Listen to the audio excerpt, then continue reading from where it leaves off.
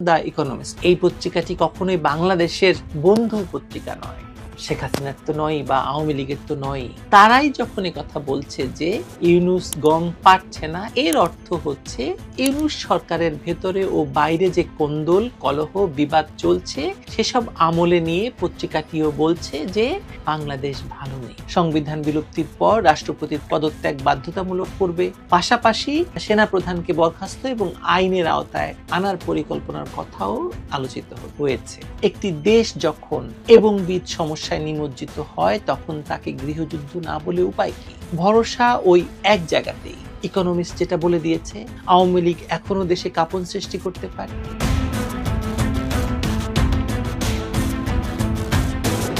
এর আগের একটি ভিডিওতে বলেছিলাম যে আমি দেখতে পাচ্ছি দেশে গৃহযুদ্ধ বা সিভিল ওয়ার চলছে। প্রশ্ন করেছিলাম আপনি দেখতে পান না? অনেকে সেই ভিডিওর সঙ্গে একমত হয়েছেন। অনেকেই বলেছেন যে আপনি আওয়ামী চশমা দিয়ে দেশে গৃহযুদ্ধ দেখতে পান, আমরা পাই না, দেশ এগিয়ে যাচ্ছে তরতর করে। আপনাদেরকে শুভেচ্ছা জানাই আপনাদের এই দৃষ্টিভঙ্গির জন্য। কিন্তু কেউ কেউ এই প্রশ্নটি করেছেন যে গৃহযুদ্ধ হচ্ছে বুঝলাম, কিন্তু এর থেকে উত্তরণের পথটা কি সেটা তো বললেন না। এ কারণেই আজকের এই ভিডিও। সবার আগে বলে নেই আমি আসলে কি দেখতে পাচ্ছি, কি দেখে বুঝতে পারছি যে দেশে গৃহযুদ্ধ চলছে। জুলাইতে যখন আজকের সন্ত্রাসীদের কোটা আন্দোলনের নামে সরকার পতনের আন্দোলন শুরু হলো, তখন সরকারের পক্ষ থেকে আন্দোলন ঠেকানোর ব্যবস্থা গ্রহণকে আজ ওরা প্রচার করছে মানবতা বিরোধী অপরাধ বলে। পৃথিবীর যে কোনো দেশে সরকার ফেলে দেওয়ার জন্য যে কোনো সন্ত্রাসী জামায়াতকে সেসব দেশের সরকার কঠোরভাবে দমন করে। সেই জুলাইতেই, মানে 2024 সালের জুলাইতেই যুক্তরাজ্যে একটি দাঙ্গার ঘটনা ঘটে।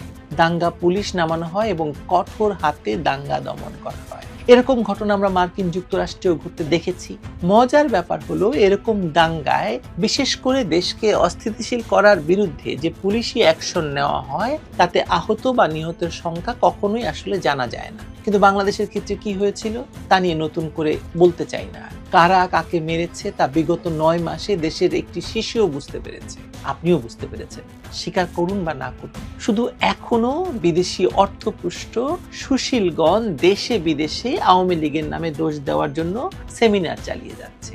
সে যাই হোক, জুলাই সন্ত্রাসের পরপরই যখন মানুষ বুঝতে শুরু করে যে এই আয়োজন ছিল জামায়াত শিবির এবং হিজবুতিদের বাংলাদেশকে একটি উগ্রবাদী ধর্মাশ্রয়ী রাষ্ট্র হিসেবে প্রতিষ্ঠা করার জন্য শেখ হাসিনার সেকুলার সরকারকে ক্ষমতাচ্যুত করা এবং যার পেছনের কারিগর হলো বিদেশি রাষ্ট্রের কাছ থেকে অর্থ নিয়ে এই সন্ত্রাসের মেটিকুলাস ডিজাইনার, তখনই মানুষ ভুল বুঝে একের পর এক স্ট্যাটাস দিতে শুরু করে। আর তখনই জুলাই সন্ত্রাসের শীর্ষ সন্ত্রাসী মাস্টার মাইন্ডরা জুলাই ঘোষণাপত্র তৈরির আবশ্যকতা অনুভব করে এবং সে অনুযায়ী নিজেদের মধ্যে হাউকাউ শুরু করে। কিন্তু যে হত্যাকাণ্ড ঘটানোই হয়েছে একটি অসৎ উদ্দেশ্য নিয়ে এবং যার পেছনে আসলে কোনো কারণ ছিল না শেখ হাসিনার সরকারকে সরিয়ে দেওয়া আর দেশকে বিদেশিদের কাছে ইজারা দেওয়া এবং একটি উগ্র ধর্মবাদী রাষ্ট্র হিসেবে প্রতিষ্ঠা করা ছাড়া, সেই জুলাই সন্ত্রাসের জন্য একটি ঘোষণাপত্র তৈরি করা কি অত সোজা?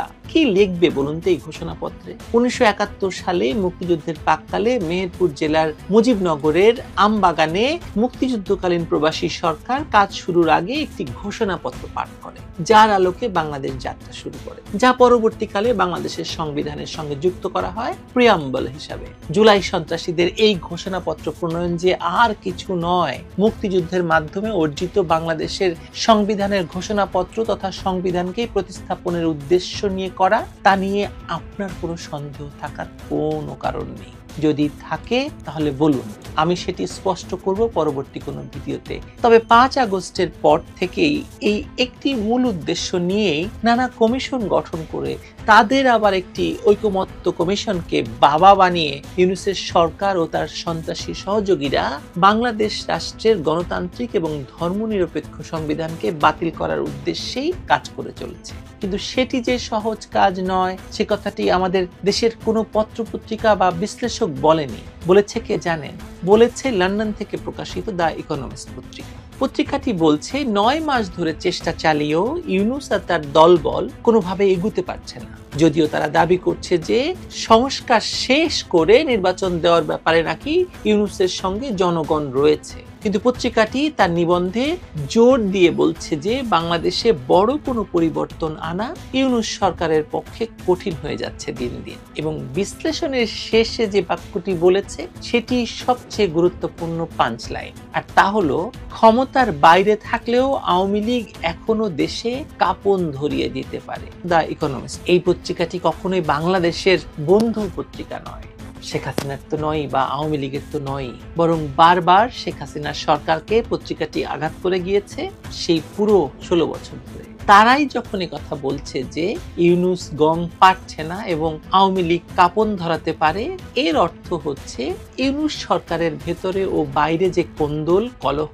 বিবাদ চলছে সেসব আমলে নিয়ে পত্রিকাটিও বলছে যে বাংলাদেশ ভালো নেই। যেটুকু ভালো শেখ হাসিনার আমলে ছিল তার সিকি ভাগও ডক্টর ইউনূসের ক্ষমতা গ্রহণের পর থেকে এই দেশটি নেই। আচ্ছা, ইকোনমিস্ট বাদ দেই, দেশের পরিস্থিতি মোটা দাগে কোন কোন জায়গায় গৃহযুদ্ধের পরিস্থিতিতে রয়েছে সেটা বলে আজকে শেষ করি। যেমন দেশের ভেতর চরম ধর্মীয় উগ্রবাদ মাথা চাড়া দিয়ে উঠেছে। দেশের নারীরা এখন সবচেয়ে বেশি নিগৃহীত এবং অসহায় হয়ে পড়েছে। লাখ লাখ শ্রমিক বেকার হয়ে পড়েছে অসংখ্য কারখানা বন্ধ হওয়ায়। অর্থনীতির অবস্থা নাজুক। দেশে বিএনপির মতো একটি বিরাট রাজনৈতিক দল থাকা সত্ত্বেও দেশে কোনো রাজনীতি নেই। মাত্র 9 মাসের ইউনূস সরকার আওয়ামী লীগের 16 বছরের লুটপাটকে টেক্কা দিয়ে দিয়েছে। সেনাবাহিনীকে ম্যাজিস্ট্রেসি দিয়ে ইউনূসের এই সব অপকর্মের সঙ্গী করে ফেলা হয়েছে এবং সেনাবাহিনীর ঘাড়ে বন্দুক রেখে আরাকান আর্মিকে অস্ত্র সাপ্লাইয়ের করিডোর দেওয়া হয়েছে। আওয়ামী লীগ নিষিদ্ধ করে মহাজন সরকারের সবচেয়ে বড় প্রতিরোধ সৃষ্টিকারী রাজনৈতিক শক্তিকে দমন করা হয়েছে বলে সরকার মনে করছে। দেশব্যাপী এখনো অব্যাহত রয়েছে গণগ্রেফতার এবং দখল। দেশের প্রশাসনে বিরাজ করছে অস্থিরতা, সেনাবাহিনীর ভেতর অস্থিরতা। তালিকাটি আসলে অনেক দীর্ঘ, তবে একটি বিশেষ জায়গায় আপনাদের দৃষ্টি আকর্ষণ করে আমি বলতে চাই যে বিশ্বস্ত সূত্র অনুযায়ী মহাজনের সরকার আগামী 10 জুনের মধ্যে একটি নতুন শাসন ব্যবস্থার রূপরেখা হিসাবে জুলাই ঘোষণাপত্র প্রকাশ করতে যাচ্ছে বলে জানতে পেরেছি। এই ঘোষণাপত্র প্রণয়নের সঙ্গে সঙ্গেই বিদ্যমান সংবিধান বিলুপ্ত করা হবে এবং দেশকে নতুন ঘোষণাপত্রে বর্ণিত আইন ও কাঠামোর মধ্যে পরিচালিত করতে শুরু করবে এই সরকার। সংবিধান বিলুপ্তির পর রাষ্ট্রপতির পদত্যাগ বাধ্যতামূলক করবে, নতুন রাষ্ট্রপতি মনোনীত করবে, পাশাপাশি সেনাপ্রধানকে বরখাস্ত এবং আইনের আওতায় আনার পরিকল্পনার কথাও আলোচিত হয়েছে। এই খবরে সেনাবাহিনীর ভেতর প্রবল উত্তেজনা বিরাজ করছে এবং যা দেশের সামরিক এবং রাজনৈতিক পরিস্থিতিকে আরো অস্থিতিশীল করে তুলবে বা তুলতে যাচ্ছে। তাছাড়া জুলাই ঘোষণাপত্র বা এ জাতীয় কোনো দলীয় বা ঘোষণামূলক কাগজের মাধ্যমে সংবিধান বাতিল করা যে আইনগতভাবে অসম্ভব এবং অবৈধ, এসবের কোনো ধরনের আইনগত ভিত্তি নেই। ইউনূস সরকার গায়ের জোরে এটি করতে চাচ্ছে। একটি দেশ যখন এবং বিদ সমস্যায় নিমজ্জিত হয় তখন তাকে গৃহযুদ্ধ না বলে উপায় কি? এই মুহূর্তে রাজধানী ঢাকার কত জায়গায় কতগুলো জমায়েত, কতগুলো দাবি নিয়ে জড়ো হয়েছে বলুন তো। তারা দিন দিন সহিংস হয়ে উঠছে, দেখতে পাচ্ছেন না? যে কোনো সময় আবারও অস্ত্র হাতে একে অন্যের উপর ঝাঁপিয়ে পড়বে। ভরসা ওই এক জায়গাতেই। ইকোনমিস্ট যেটা বলে দিয়েছে, আওয়ামী লীগ এখনো দেশে কাঁপন সৃষ্টি করতে পারে, আরো একটি বাহিনী কাজ করতে পারে। জাতিসংঘ তাদেরকে চাপে ফেলে আবারও বাংলাদেশকে ধ্বংস করতে চাইছে বলে তারা চুপ থাকবে কি থাকবে না সেটি খুব দ্রুতই পরিষ্কার হবে আমাদের সামনে। আমি তো এরকমটি দেখছি। আপনি কি দেখছেন বলুন তো, জানাবেন। ভালো থাকুন।